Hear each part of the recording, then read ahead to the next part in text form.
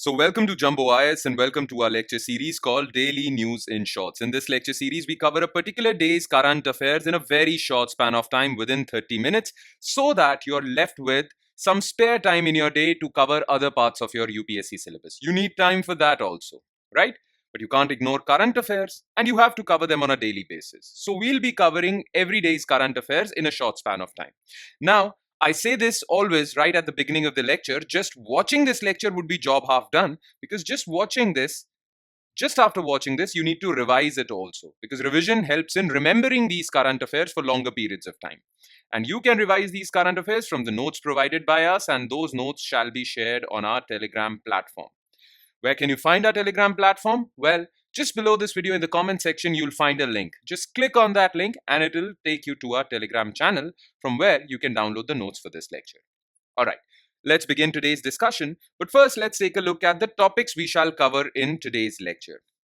Okay, so these are the 5 topics that we are going to focus on in today's lecture. Number 1 is International Big Cat Alliance. India actually started this International Big Cat Alliance and has somehow become successful in enforcing this also. Okay, so this International Big Cat Alliance has now started, officially started. Okay, the negotiations were going on, but this has come into being. So it's a very good news for India as far as India's international initiatives are concerned. Okay, number 2 is plastic degradation bacteria. The thing is that plastic pollution is a big problem. And the problem with plastic pollution is that it is non-biodegradable. That means it stays in the environment, pollutes the environment for longer periods of time. Right? Many centuries. Okay? Now, this is a problem. That is why we need some solutions to basically decompose this plastic. Right? And scientists have found various solutions. They have found a bacteria that eats into this plastic and degrades it quickly. So we'll talk about this scientific breakthrough. Then recently, Minister for Road Transport Nitin Gadkari ji has announced that India will achieve its target of ethanol blending in petrol and diesel way before its deadline. Okay, so we'll talk about ethanol blending program. Then for the past 4 months, Rupee has been depreciating against dollar and recently it has hit the historical low of 87 per $1. Now, this is a very problematic situation. And what are the factors behind this drop in rupees value? We'll talk about this. And in the end, we'll talk about extra long staple cotton. Some initiatives were announced with respect to extra long staple cotton in the budget this year. So we'll talk about extra long staple cotton and why is it so special. All right. Okay. So let's begin today's discussion starting with International Big Cat Alliance. So basically, what are big cats? Well, these are those big cats, okay? Lions, tigers, jaguars, okay? Cheetahs, puma, all right? So these are these big cats and they need to be protected because their habitat is shrinking because of rapid urbanization and because of certain hunting that is allowed, game hunting that is allowed in various countries, okay? So there needs to be an international alliance to protect these big cats, especially of those countries which have these big cats, okay, which host these big cats. Now, India started negotiations, or India initiated this alliance. India started negotiations with various countries, and now this International Big Cat Alliance has come into being, and its permanent secretariat will be in India. So, India is basically spearheading this alliance. So the framework agreement on establishment of International Big Cat Alliance has officially come into force. So this agreement has internationally come into force. Okay. From 23rd January 2025, the IBCA and its secretariat have been a full-fledged treaty-based intergovernmental international organization and international legal entity. So it has become international law. Okay. Ministry of External Affairs has confirmed that for this agreement, we have received ratifications from India, of course, because India was spearheading this, Nicaragua, Eswatini, Somalia, and Liberia. And many countries are in the process of ratifying this treaty, but we have received ratification instruments from these 5 countries. So this agreement or this international law is in force, and it's a very big achievement for India. Now, about IBCA. So it was launched on April 9, 2023 by Prime Minister of India during Project Tiger's 50th anniversary. You know, India had launched Project Tiger, right, to protect the dwindling populations of tigers in India, okay, to save the populations of tigers from declining. Okay. Now, Project Tiger was launched on April 9, 50 years back. So, April 9, 2023 was the 50th anniversary of Project Tiger. And on this 50th anniversary, Prime Minister said that apart from tigers, we need to protect other big cats as well. And there should be an international cooperation in this regard. Okay, so he launched Project Tiger. The headquarters of IBCA will be in India, and this agreement will conserve 7 big cats. So, this agreement covers 7 big cats. You have to remember this: tigers, lions, leopards, snow leopards, cheetahs, jaguars, and pumas. Now, as far as India is concerned, India hosts 5 of these 7 big cats. Okay, India does not have jaguar and puma in its wildlife. Okay, but India has tiger, lion, leopard, snow leopard, and cheetahs. So India has a lot of stake in this agreement. All right. Now, what are the objectives of this agreement? Okay, first of all, these big cats are hunted. Okay, these big cats are basically hunted, and their body parts are traded in the black market. Okay, and they are sold for very expensive rates. So first of all, we need to prevent illegal wildlife trade by strengthening anti-poaching. Poaching means hunting laws and enforcement. Then all these countries which have these big cats, which host these big cats, need some technical support for their conservation efforts and financial support also. That is why this agreement came into being, so as to provide financial and technical support to conservation efforts in different countries. Then climate change is basically shrinking their habitat, and that is why their numbers or their population is dwindling. So, climate change mitigation by integrating conservation with sustainable initiatives. Plus, what will IBCA do? It will share best conservation practices globally. So, if any country has been successful in conserving these big cats, surely they must have been doing something right. So, their practices will be shared with everyone so that everyone can replicate them. Okay, funding will be provided, resources will be provided for conservation projects. So, it's a big achievement for India on the international scale.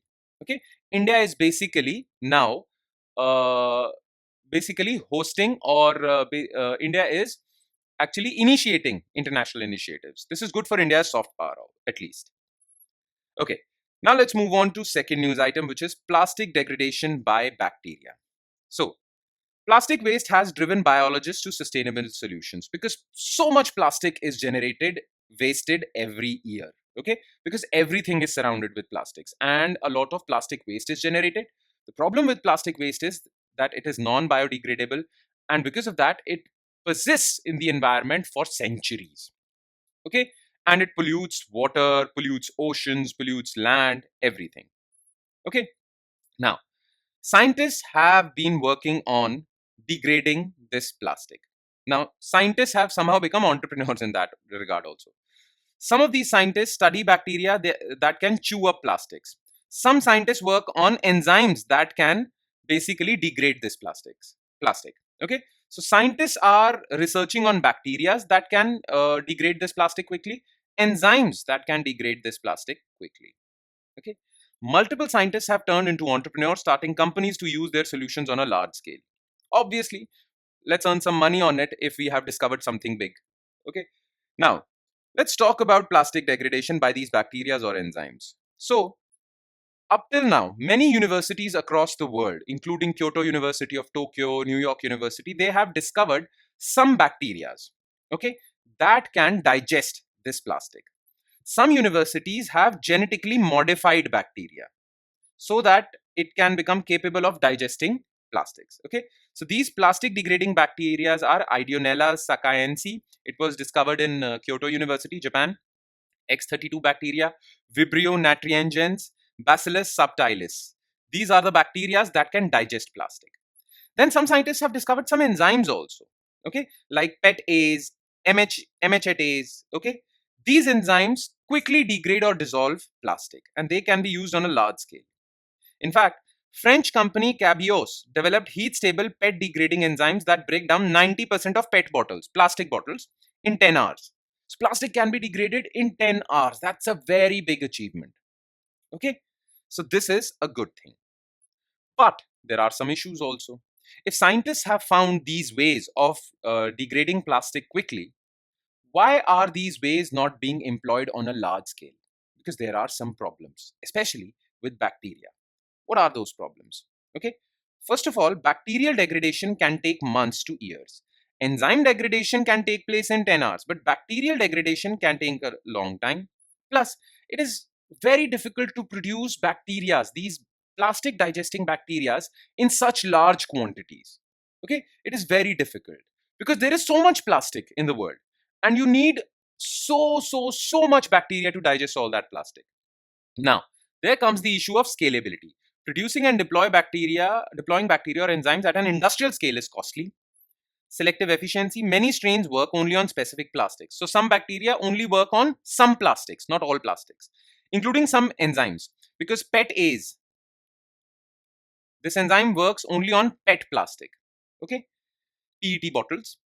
Regulatory issues, concerns exist over introducing genetically engineered bacteria into the ecosystem. Many environmental experts say that this would basically destroy the ecosystem. If these bacteria multiply and multiply to a large scale, it can destroy biodiversity. And there is a particular type of plastic called crystalline PET. Most bacteria struggle to degrade highly crystalline PET like plastic bottles. So plastic bottles are very difficult to degrade by bacteria. But research is still going on, and we need to continue our efforts towards this line of research, because plastic degradation is very important, because we generate so much plastic, all of us all over the world. Okay, so yeah, that's about it. Now let's move on to our third topic of the day, which is ethanol blending program. Now, in 2018-19, Government of India launched National Biofuels Policy. Okay, now what are biofuels? Biofuels are those fuels that are derived from biological organisms. Okay, biological organisms can be plants, they can even be animals. Okay, microorganisms. Mostly they are plants, but plants are also living, animals are also living, they are biological beings. So fuels derived from biological beings are known as biofuels. One such biofuel is ethanol or alcohol. Now, this ethanol is derived by fermenting sugarcane, molasses, corn, maize, okay, all these things. So, corn, maize, sugarcane, all these are plants, biological, and you ferment them to derive ethanol. So, ethanol becomes a biofuel. Now, the advantage of ethanol is that it can be used as a fuel. That means if you burn it, it will produce energy, okay, and when you burn it, it produces energy but does not emit that much amount of greenhouse gases. So government came out with a solution. Government said that let's blend ethanol with petrol or diesel. Okay, so all the cars that are running on petrol or diesel, their fuel, their petrol or diesel will have 20% ethanol. Okay, this would significantly reduce demand for petrol and diesel because 20% of it would be ethanol. And number two, this would also reduce greenhouse gas emissions, right? So government started ethanol blending program where it would progressively increase ethanol blending targets. Okay, initially it was 10%, initially it was 5%, then 10, then 15, and now government is about to reach the target of 20%. Okay, and this announcement was basically made by who? Union Minister for Road Transport, Nitin Gadkari. So Union Minister Nitin Gadkari said that India will achieve its target of 20% ethanol blending of petrol in the next 2 months. India had set itself a target of achieving 20% ethanol blending by 2025, end of 2025. But Nitin Gadkari ji says that this will be achieved in next 2 months. So by April, this would be achieved. Okay. The thing is that if you want to achieve this 20% blending of ethanol with all petrols and diesels, you need ethanol. Okay, you need ethanol in large quantities. Clear? Now, India needs to improve its production capacity of ethanol. India has done something in that regard. Okay, India produces now 1700 crore liters of ethanol every year. Okay, of this, 400 crore liters comes from fermenting sugar. Okay, you need sugar for making ethanol. You also need molasses, maize, corn. Okay, so some ethanol, some crore liters comes from maize, some crore liters comes from sugar.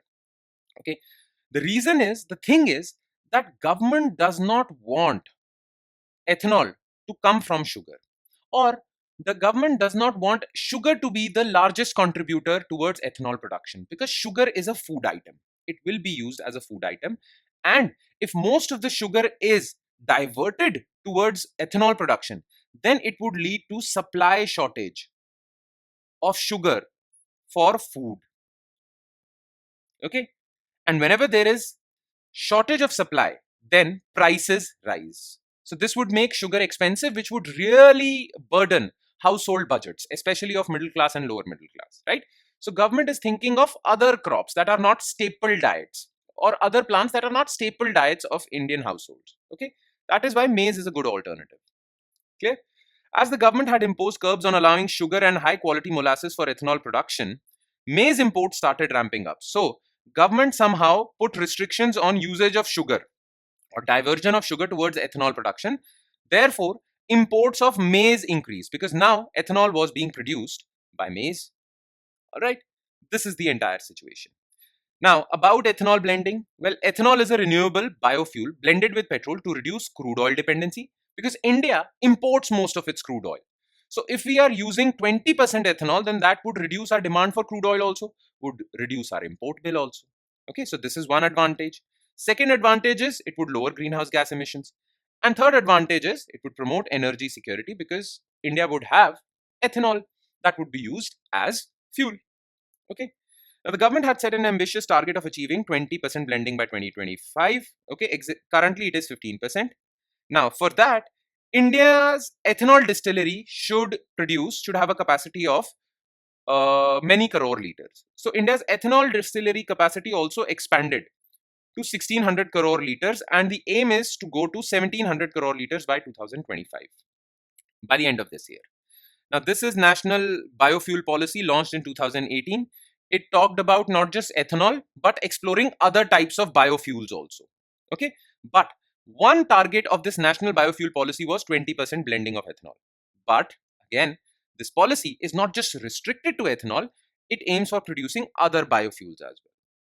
Now, about ethanol. Okay. So, ethanol is derived from sugarcane grains and other biomass. Now, what is the ethanol production process? First, if you are producing ethanol from sugarcane or grains like maize, you'll ferment. So, sugars from sugarcane juice, molasses, grains, maize, rice, and all that are fermented using yeast. Then ethanol is produced. Then that ethanol is distilled, purified, because ethanol is separated from fermented mixture and purified. Then a lot of water is also there in this ethanol mixture. So then ethanol is dehydrated to create concentrated ethanol, which contains less amounts of water. Okay, this is dehydration. So ethanol distilleries employ these three processes: fermentation, distillation, and dehydration. Now, sugar-based ethanol contributes 400 crore liters. Grain-based ethanol, maize, rice, contributes 700 crore liters. Okay, India's distillery capacity. Now, what are the challenges in ethanol production? Why can't we ramp up ethanol production so quickly? First of all, you need raw material for that. And there is lack of availability of raw material like sugarcane grains. Plus, these sugarcanes and grains, if are diverted towards ethanol production, would really lead to shortage of these items for food purposes, and that would lead to food inflation. So we need to grow separate grains and sugar for ethanol production only. Plus, sugarcane and rice, which produce ethanol, are water intensive, so it requires a lot of water. Then there are infrastructure gaps, lack of enough distilleries. Okay. Then transportation of this produced alcohol is another challenge. Plus, all of this process is high cost. The cost is very high. Okay. We were trying to use ethanol blending to reduce cost of petrol and diesel. But if ethanol itself is very expensive, then it defeats the whole purpose. That is currently one major challenge. All right. Let's move forward to topic number 4, which is rupee depreciation against dollar. So Indian rupee dropped to an all-time low of 87.1450 per dollar, down 0.6% on Friday. Since October 2024, rupee has dropped a total of 4%. Now, this is a very significant drop because when rupee depreciates, our imports become expensive and this leads to inflation.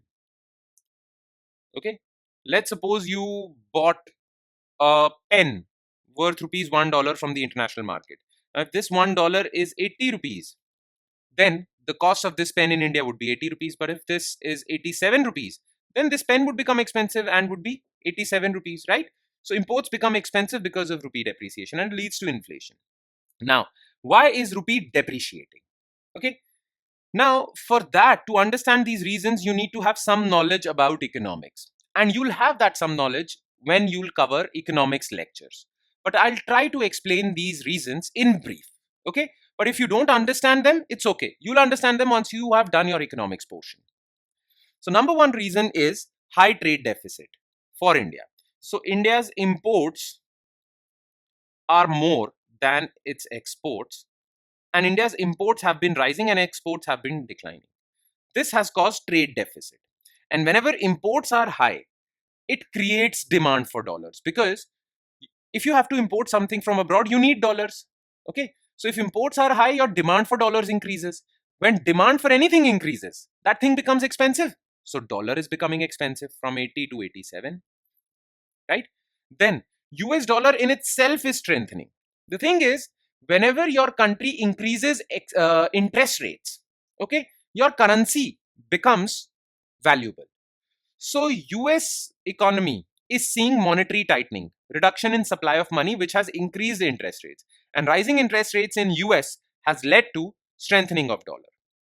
Then many foreign investors are going out of India. They are taking their money that they had invested in India and are taking it out. This has led to withdrawal of money, foreign capital from India. This puts a downward pressure on rupee. Plus, if your economy is facing high inflation, then naturally your currency is depreciating or devaluing, right? So India was seeing high inflation, and because of that, India's rupee was declining. So these are some of the reasons why rupee is declining vis-a-vis dollar. Now, what is the impact of depreciating rupee? Rising import bill, I mentioned, and if import bill rises, inflation increases. Plus, if your imports become expensive, your imports or your import bill would further increase. Okay. And when your import bill further increases, your trade deficit widens or current account deficit widens. And when your currency is very low, your currency is very less valuable, then even foreign investors think twice before investing in your country, because they see that their currency is so low. Okay. So foreign investment outflow is happening. So these are the negative impacts of depreciating rupee. Surely there are some positive impacts also, but we'll discuss about them later in the economics lectures. And we come to the last topic of the day, because some announcement was made with respect to extra long staple cotton in the budget. Now look, cotton fibers are used in manufacturing of cotton textiles. Now there is this high quality of cotton. It is generally said Egyptian cotton. You must have heard about this. Egyptian cotton, Giza cotton, right? These are high quality cotton crops and they produce luxury fabrics. And some are low quality cotton fibers which produce normal textiles, right? Now, India generally produces low quality cotton, okay, which produces low quality textiles. And because of that, if India wants to export more luxury textiles, then it has to import extra long staple cotton from Egypt and other countries. So the budget this year said that we will increase domestic production of extra long staple cotton so that India is not dependent on import of these items from abroad. And India also has a significant share in the export market of luxury textiles. Okay, right? So India wants to improve its export numbers of luxury textiles. That is why extra long staple cotton's production is being ramped up. And that is what has been announced by Finance Minister Nirmala Sitharaman in Union Budget. Now, about extra long staple cotton, it refers to cotton varieties with fiber length of 30 mm or above. They are known for their superior quality, softness, and durability. Okay. In India, extra long staple cotton is cultivated in Maharashtra, Tamil Nadu, Karnataka, Madhya Pradesh, but not in large quantities. Mainly, this type of cotton is grown in Egypt, China, Australia, Peru, and that is why these countries have a significant dominance in luxury textiles exports. Okay. This is the thing. Now, what are the issues with ELS cotton in India? Why the production of ELS cotton in India is so low? First of all, its yield is low And especially in India, Indian soil produces low yield of ELS cotton. So this is a problem. Then farmers also struggle to sell this ELS cotton in India. There are very few markets available to them. This is called the problem of market linkages. That is why farmers choose to produce other types of cotton. Then you need some technology to grow, and farmers lack that technology. And India is import dependent on this crop. All right. That's about it. And with that, we conclude today's session. Thank you so much for watching, everyone. And I'm sure it has added value to your preparation. It would add more value if you'll revise this lecture as well. Okay. So, on that hope that you'll revise this lecture, I'm going to sign off and thank you so much.